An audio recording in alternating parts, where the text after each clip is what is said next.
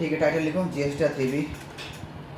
Okay, अब GSTR 3B का काम कैसे करना है वो तुमको थोड़ा बहुत प्रोसेस तो समझ में आ गया रहेगा, एक क्लाइंट का काम करवाया था तुमको। अब स्टार्ट में तुमने GSTR इसका ये कर दिया, एंट्री कर दिया परचेस का। हाँ ठीक है, सेल परचेस का बिल आया होगा तो परचेस की एंट्री कर लो। रिकन्सिलेशन बताया था तुमको, हाँ एक बार बताया था। ठीक है, वो क्लाइंट का बताया था, तो परचेस के पहले रिको कर लेना। ठीक है, कौन सा बिल एक्स्ट्रा आ रहा है कम आ रहा है वो देख लेना, उससे वो बिल मंगवा लेना क्लाइंट से। ठीक है। उसके बाद अब पोर्टल पे आओगे, एक क्लाइंट का बता देता हूँ, बाकी का समझ जाओगे फिर अपने आप। ठीक है, कोई भी क्लाइंट पकड़ लो, जैसे कि अभी ये AMP वाला है। ठीक है, AMP वाले में ये GST में आया फोल्डर में, यहाँ पे अपनी समरी पड़ी हुई है। ठीक है। अब ये समरी में उसका लॉगिन कर लेता हूँ, रुक जाओ। जब भी GSTR 3B का काम स्टार्ट करो ना, सबसे पहले नील वालों को साइड में कर लो। ठीक है। ठीक है, जैसा अभी ये सोनार वाला है, रेक्स वाला है। ठीक है, तो ये सब नील, इनको को मालूम है इनका नील रहता है, तो पहले लॉगिन करके चेक कर लो। देखो जैसे कि ये AWS प्राइवेट लिमिटेड का बता रहा हूँ, जैसे कि ये 543923 लॉगिन करके कंफर्म कर लो नील है कि नहीं। ठीक है, सेल तो नहीं है, बट मान लो अगर इसमें कुछ RCM आ रहा होगा तो उसका पेमेंट बन जाएगा। फिर ठीक है। तुम सोचोगे सेल नहीं है तो कुछ टैक्स लायबिलिटी नहीं बनेगी, फिर एंड मोमेंट पे देखोगे तो पेमेंट दिखेगा तुमको। ठीक है, GSTR 3B में गए सेम, और यहाँ पे देखोगे तो तुमको परचेज इसका नहीं, रुक जाओ, किसका था वो, एक सोनार विंडो का ना, उसका लॉगिन करके दिखाता हूँ। अब जो सोनार विंडो था उसका कुछ भी सेल नहीं था। ठीक है, फिर भी उसको पेमेंट बन रहा है, तो ये एक केस है RCM का, जिसकी वजह से लास्ट मोमेंट में तुम्हारा इशू हो जाएगा। 202842 3B में कैसे आता है वो पता है ना? हाँ हाँ। रिटर्न डैशबोर्ड जुलाई में आया मैं, 3B प्रिपेयर ऑनलाइन। इसके बाद आप देखोगे यहाँ पे तुमको सेल में नहीं दिखेगा, इसकी एक्चुअल में सेल नहीं है। ठीक है, यहाँ पे जो तुमको अमाउंट दिख रहा है 450 अंदर जाओगे तो मालूम पड़ेगा ये इसका RCM में दिख रहा है, invert supplies bracket liable to reverse charge. ठीक है। तो ये इसका RCM है। ऐसी सर्विसेज जो लोग RCM में है, जैसे कि मान लो ट्रांसपोर्ट वाली कोई सर्विसेज ले ली, सामने वाला बंदा अगर RCM में ये रजिस्टर करवा रखा है खुद को, तो जो भी टैक्स, जो भी सर्विस हमसे ले रहे हैं, उसका जो ऊपर जो भी टैक्स बनना चाहिए वो हम पे करेंगे और अगले महीने रिसीव करेंगे। ठीक है। ठीक है, ये समझा?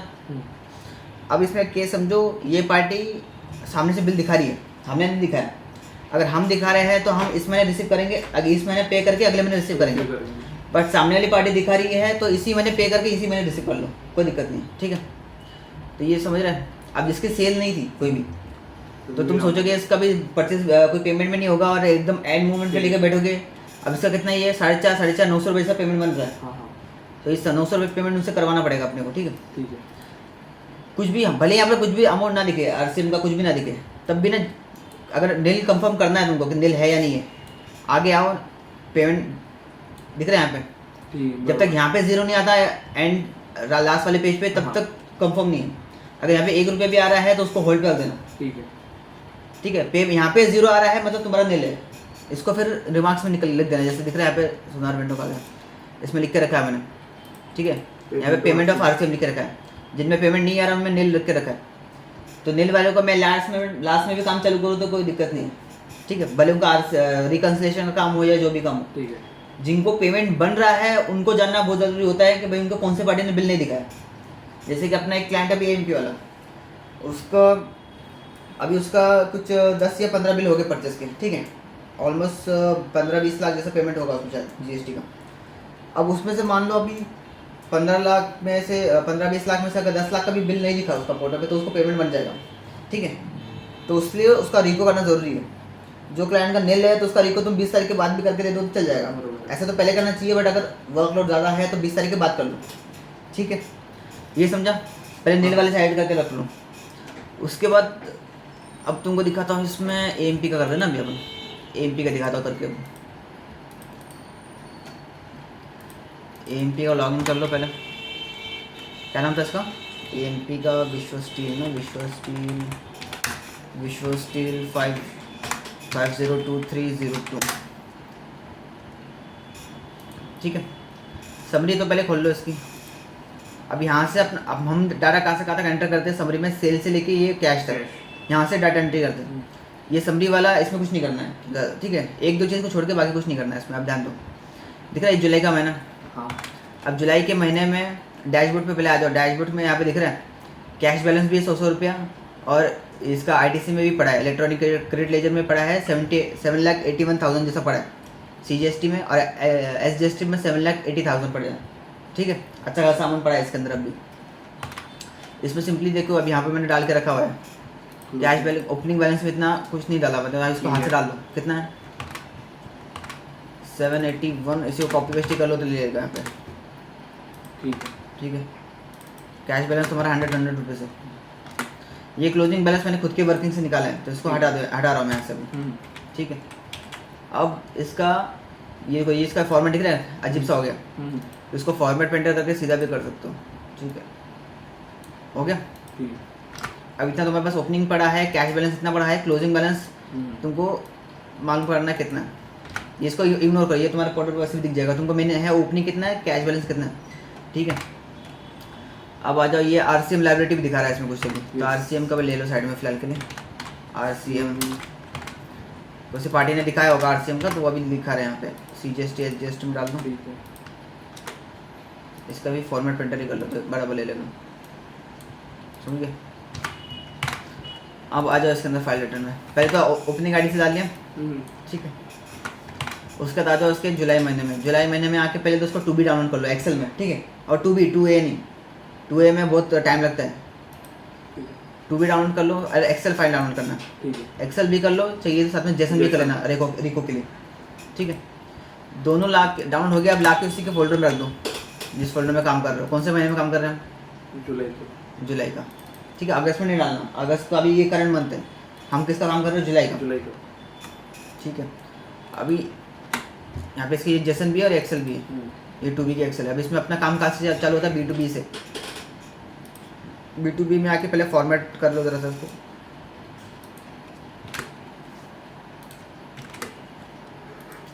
अब यहाँ पे देखोगे तो यहाँ पे कितने बिल आ रहे हैं तुम्हारे परचेस में? ऑलमोस्ट 36 बिल आ रहे हैं। हमने जो परचेस की एंट्री करी उसमें कितने बिल आ रहे थे? 33 बिल आ रहे हैं। 33 बिल आ रहे हैं, यानी कि हमने जो बिल उसने हमको दिया था वो कम थे, पोर्टल पे ज़्यादा आ रहे हैं। ठीक है, कम नहीं है। नंबर ऑफ बिल्स में पहले नंबर ऑफ बिल से चेक कर लो, बट अब अमाउंट की भी बात है। ठीक है, अब उसने मुझे मेरे पोर्टल पे 36 बिल दिख रहे हैं, हो सकता है उसमें से 4-5 बिल कुछ अलग है। उसने जो मेजर बिल दिया था उसने मान लो 5 लाख या 6 लाख जैसे बिल दिया था, कुछ वो नहीं है, बट उसके रिप्लेसमेंट में कोई और दूसरे बिल दिख रहे हैं हमको पोर्टल पर। तुम नंबर ऑफ बिल्स देख के खुश हो जाओगे कि भाई सारे बिल दिख रहे हैं, बट एक्चुअल में हो सकता है उस वैल्यू वाले बिल नहीं है, उस दूसरे वैल्यू का कोई बिल आ गया। 1000 रुपये का भी बिल है तो तब भी तो काउंट हो गई ना नंबर ऑफ बिल्स के अंदर। ठीक है, अब यहाँ देखो, अब इसमें मेरे को इसका पहले तो रिको कर लेंगे। ठीक है, इसी को एज इट इज चाहिए तो कॉपी पेस्ट भी कर सकते हैं, समरी में तो डाल के रखो, क्योंकि देने जाने वाला तो यही है। आईडी से तो अपने को इसका ही क्लेम करना है जो फोटो में दिख रहा है। उसमें से अगर कोई बिल उसका नहीं होगा तो वो कंफर्म कर देगा कि ये बिल हमारा नहीं है, ये बिल हमारा है। अब यहाँ पे देखो, पहली बात उतनी बिल की जगह है क्या? यहाँ पे जगह नहीं है, तो पहले तो यहाँ पे जगह कर लो इस समरी के अंदर ही। जुलाई की परचेस है, कम से कम 6-7 बिल जितनी एक्स्ट्रा जगह है इसके अंदर।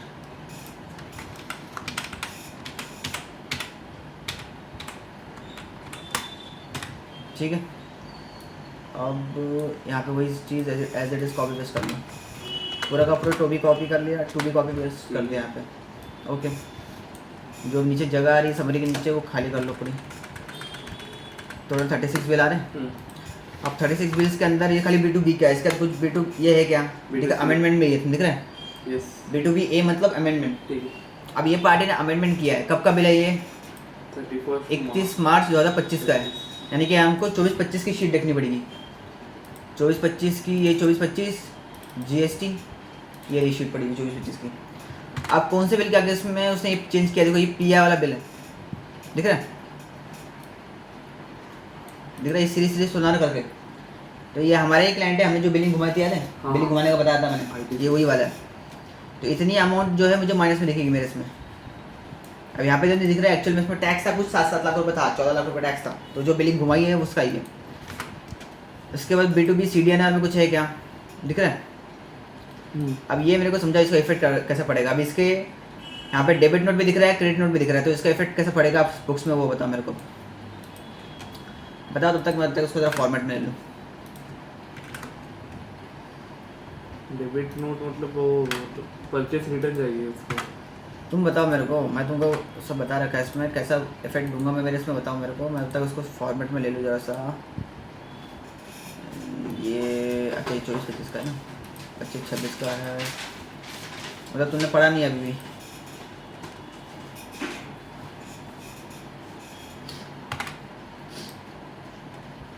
मतलब सेल्स रिटर्न करनी है उसे एक, और डेबिट नोट दो है तो उसको परचेस रिटर्न भी मारनी है। ये यहाँ क्यों रखा हुआ है, क्रेडिट नोट में है कि नहीं? डेबिट नोट अच्छा 2025 का तो दिख रहा है, बट है कि किसका ही? क्या बोल रहे हो? उसको एक सेल्स रिटर्न मारनी है, एक दो परचेस रिटर्न मारनी है। देख के बताओ मेरे को, तुम्हारे परचेस का डाटा ये, हाँ उसमें उसने, मैं तुमको क्या बता रहा था, जब जो भी पार्टी जो भी डॉक्यूमेंट हमको देती है वो हमारे लिए उल्टा हो जाता है। हाँ वो वाली पार्टी अगर मेरे को क्रेडिट नोट देगी तो मेरे लिए डेबिट नोट डेबिट होगा। नोट होगा। मेरे डेबिट नोट परचेस में से माइनस होता है। हाँ सामने वाली पार्टी मुझे अगर क्रेडिट नोट दे रही है तो वो मेरे लिए डेबिट नोट है, लेकिन डेबिट नोट दे रही है तो क्रेडिट नोट है। क्रेडिट नोट है, यानी कि तुम्हारे परचेस में प्लस हो जाएगा, समझ रहे हो? इसी को ये एज इट इज कॉपी कर लो चाहिए तो, ठीक है। इसको कट कर लेता फिलहाल मैं।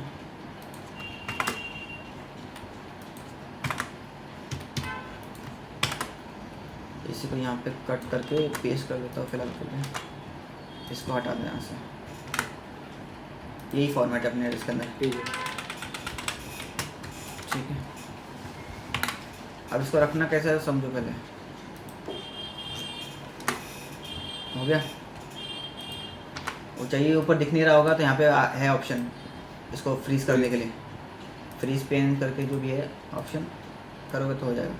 ठीक है, अब यहाँ पे समझो, जो पार्टी मुझे क्रेडिट नोट दे रही है वो मेरे लिए डेबिट नोट है। हाँ तो जो यहाँ लिख के आ रहा है क्रेडिट नोट है मतलब मेरे लिए डेबिट, उनके लिए क्रेडिट नोट था, मेरे लिए डेबिट डेबिट नोट नोट है। है। तो जो क्रेडिट नोट लिख के आ रहा है वो मेरे लिए डेबिट नोट है, ठीक है। बट अब यहाँ पे जो डेबिट नोट लिख के आ रहा है वो क्या है? क्रेडिट नोट है ठीक है। हमारे लिए। हाँ। अब इसका मेरी सेल पे क्या, इसका मेरी परचेस पे इफेक्ट क्या पड़ेगा? इसमें मतलब हमारे परचेस में से माइनस होगा ये। ठीक है, क्रेडिट नोट, हाँ। ये जो क्रेडिट नोट लिखा है हमारे डेबिट नोट होगा, परचेस में से माइनस माइनस होगा। होगा। हाँ अब हमारी जो समरी है उसमें फॉर्मूला अलग रखा है, तो हमको हाथ से डालने की जरूरत नहीं, वो ऑटोमेटिक माइनस करता है डेबिट नोट को। बट सामने वाली पार्टी ने अगर डेबिट नोट ही दे दिया तो हमारे लिए क्रेडिट नोट है, हाँ, यानी हमारे परचेस में प्लस होगा। प्लस होगा। तो मुझे मैनुअली वो अमाउंट को जो आ रहा है ठीक है। उधर उसको माइनस में लिखना पड़ेगा ताकि माइनस वो उसको कर प्लस में कर दे। ठीक है। समझ रहे हो? देख रहे, ये वाले अमाउंट इसने डेबिट नोट दिया है, उसको क्रेडिट नोट देना चाहिए था तो हमारे डेबिट नोट होता, बट उसने क्या किया, सामने से ही डेबिट नोट दे दिया तो हमारे लिए वो क्रेडिट नोट हो जाएगा। तो हमने मैनुअली ये करना है अभी। ठीक, अब इसको मैनुअली तुमको ये माइनस में डालना पड़ेगा। ठीक है। माइनस में करने के लिए तुमको बताया था कुछ, -1 लिख लो, कॉपी, जितनी भी अमाउंट आ रही है उसके मल्टीप्लाई कर लो स्पेशल पेज की वजह से, कॉपी Alt+H+VS चाहे मल्टीप्लाई कर लो। ठीक है, यहाँ पे मल्टीप्लाई का ऑप्शन है,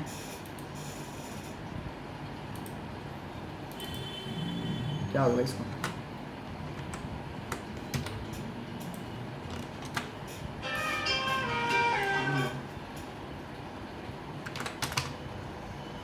क्या हुआ?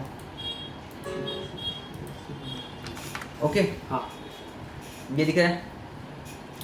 अब यहाँ पे जितना डेबिट नोट है वो माइनस में कर दिया, तो ये क्या करेगा, जब हमारे पास जो समरी शीट है उसमें फॉर्मूला लगा है तो वो परचेस में से डेबिट नोट को माइनस करता है, बट उसमें क्रेडिट नोट के लिए फॉर्मूला नहीं लगा है। ठीक है, परचेस के अगेंस्ट में बोला, ठीक है, सेल की बात नहीं कर रहा हूँ मैं, परचेस के अगेंस्ट में बात कर रहा हूँ। अब मेरे परचेस के अगेंस्ट में सामने वाली पार्टी अगर क्रेडिट नोट दिखाती तो मेरे डेबिट नोट मानते मैं उसको माइनस करता, बट सामने वाली पार्टी ने डेबिट नोट दिखा दिया तो अब वो मेरे परचेस में ऐड हो जाएगा। ठीक है, मैं उसको क्या मानूंगा, क्रेडिट नोट मानूंगा मेरी परचेस के अगेंस्ट में, समझा? अब हमारे शीट में डेबिट नोट के लिए फॉर्मूला लगा बट क्रेडिट नोट के लिए नहीं है, तो हम उसको सिंपली क्या करेंगे, माइनस में लिख देंगे तो ऑटोमेटिक उल्टा हो जाएगा, इफेक्ट उसका उल्टा हो जाएगा। ठीक है, अब हमने यहाँ पे सेल डाल दिया, यहाँ पे अपना परचेज भी डाल दिया, ये तुम्हारा सेल परचेज तुम्हारे पोर्टल से मैच करना चाहिए। ठीक है, ठीक है। अब देखो यहाँ पे क्या ले रहा है, ये परचेज का ये ले रहा है ना, रुक जाओ मैं इसको एज इट इज डाल देता हूँ, ये यहाँ पे जो फॉर्मूला ले रहा है इसको यहाँ पे लिख देता हूँ, हो गया। अब ये तुम्हारी सेल और परचेज जो है वो पोर्टल से तुम्हारी मैच करनी चाहिए। देख जाओ यहाँ पे लॉग आउट नहीं, लॉग कंटिन्यू करो उसको, रुक जाओ, अभी तो 2-3 चीज़ें दिखी, एक और देख लेता और कुछ है क्या आगे, जो पोर्टल से डाउनलोड किया उसमें और भी कुछ है क्या वो चेक करो। ठीक है, 14 मिनट हो गया, इसमें और कुछ नहीं है। अब पोर्टल से देखना मैच कर रहा है कि नहीं कर रहा है तुम्हारा। जुलाई के महीने में आ जाओ, GST R1, अब यहाँ पे तुम्हारी सेल मैच कर रही है क्या वो देखो, कितना आया तुम्हारा सेल में तुम्हारा टैक्स कितना आ रहा है 1,10,689। समरी में आ जाओ। अब तुम्हारा समरी में अच्छा ये 24-25 का इसको हटाओ यहाँ से, पहले 25-26 का देख लो। 25-26 हाँ ये रहा जुलाई का 1,10,689 मैच कर रहा है। SGST में कितना, CGST में कितना है 803,381 मैच कर रहा है। दोनों मैच कर गया तुम्हारा। इसके बाद तुम्हारा टैक्स में कुछ ये तुमको कुछ लेट पेनल्टी नहीं पड़ी है। अगर पिछले महीने की यानी कि जून की रिटर्न मैंने अगर जुलाई में लेट फाइल किया होता तो उसकी जो पेनल्टी है वो मुझे अभी लगती। ठीक है। अब ITC में चेक कर लो। ITC में 38 रुपीज़ का ये आ रहा है, देख रहे हैं 38 रुपीज़ IGST में आ रहा है। 377,090 मेरा इसमें आ रहा है, किसमें CGST में मैच कर रहा है। मैच कर रहा है कि नहीं कर रहा है? अरे हाँ या ना? नहीं मैच कर रहा, क्यों?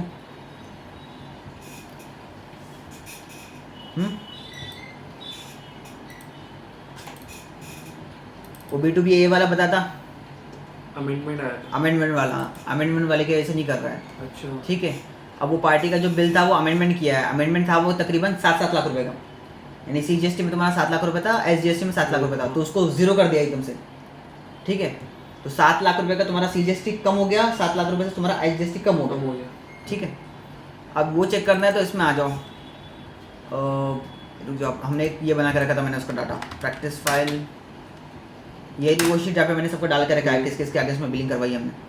AMP को दिया था बिलिंग मयूर से, कितना दिख रहा है कितना टैक्स है इसमें? 7 लाख रुपए का टैक्स। तो अब यहाँ पे ये जो वैल्यू आ रही है CGST की कितनी आ रही है? 377,090 ठीक है 0.14 प्लस कर लो इसी में 7 लाख रुपए, उतनी वैल्यू आनी चाहिए जितनी हमारी समरी में आ रही है। कितना आ रही है? 10,77,090। समझ में आया? मतलब समझा कि डिफरेंस किस वजह से? तो इसी के अंदर तुम अब क्या कर लो, वैल्यू को ऐड कर लो।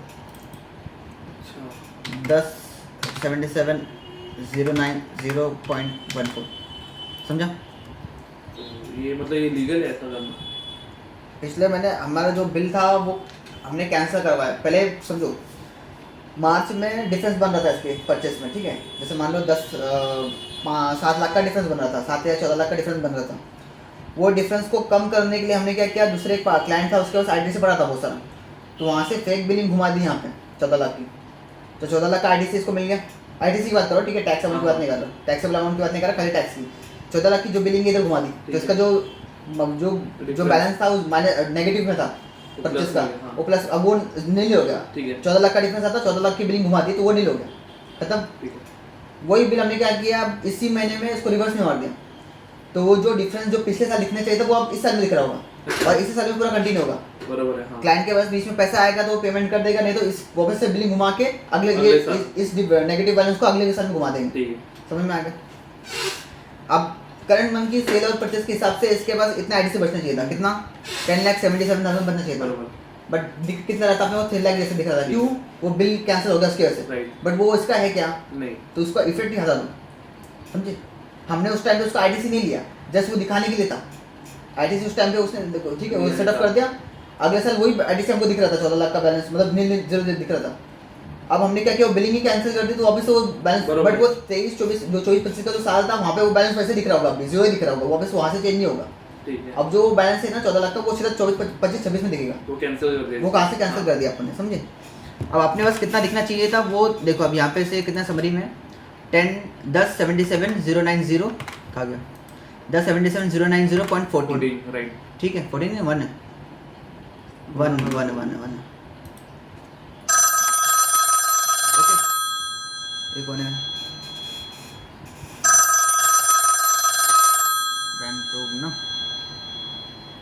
रुक जाओ एक मिनट, पहले बात कर लूँ यहाँ पे। ये समझा? अब यहाँ पे सेव कर लो, पहले सेव जो भी कुछ चेंज करो ना नीचे से सेव कर लेना, ठीक है। सेव हो गया, उसके बाद एंड में जाओ, एकदम लास्ट में जो है प्रोसीड टू पेमेंट। अब यहाँ पे तुम्हारा सेल परचेस तुमने मैच कर लिया, कुछ भी लेट पेनल्टी नहीं है, यहाँ पे पेमेंट बन रहा है इसको, तो तुम्हारी समरी में भी पेमेंट नहीं बनना चाहिए, राइट, समझे ना? ये चीज़ समझी? अब यहाँ देखो CGST में मेरी लाइबिलिटी कितनी थी 1/10 की, ठीक है 1/10 की, ठीक है। हाँ। और IGST में मेरे पास IDC कितने का था 38 रुपीज़ का। 38 रुपीज़। अब यहाँ पे पूरा सेटअप होने के बाद दिख रहा है यहाँ पे बैलेंस बच रहा है। हाँ हाँ CGST में मेरा 2,73,000 बच रहा है और SGST में भी सेम, और IGST में मेरा 1,10,000 की लाइबिलिटी बच रही है अभी, ठीक है ठीक है। वो 38 रुपीज़ माइनस हो गया, उसके बाद भी 1,10,651 रुपये की लाइबिलिटी बच रही है। तो यहाँ पे जो अमाउंट है वो इसके साथ में सेटअप हो गया मेरा। CGST में जो अमाउंट ठीक है ITC में जो बैलेंस बच रहा है वो IGST के साथ में सेटअप हो गया, ठीक है। और जो हमारा नेट एकदम 3B है वो तुम्हारा 0 दिख रहा है। बरोबर। तो ये हमारी एक्सेल की समरी मैच करनी चाहिए पोर्टल से। Zero। ऐसा नहीं कुछ भी हाथ से अमाउंट डाल रहे हो मैच नहीं कर रहा है, ये चीज़ समझी, ठीक है। कुछ भी लगेगा पूछो, GST या 3B का एक छोटा मोटा क्लाइंट दे रहा हूँ उसका काम करना तुम, ठीक है। चलिए इसमें कुछ नहीं करना ये क्लाइंट के अंदर, तो ये पूछा है कुछ तो मेरा नाम ले लेना, ठीक है। ठीक है।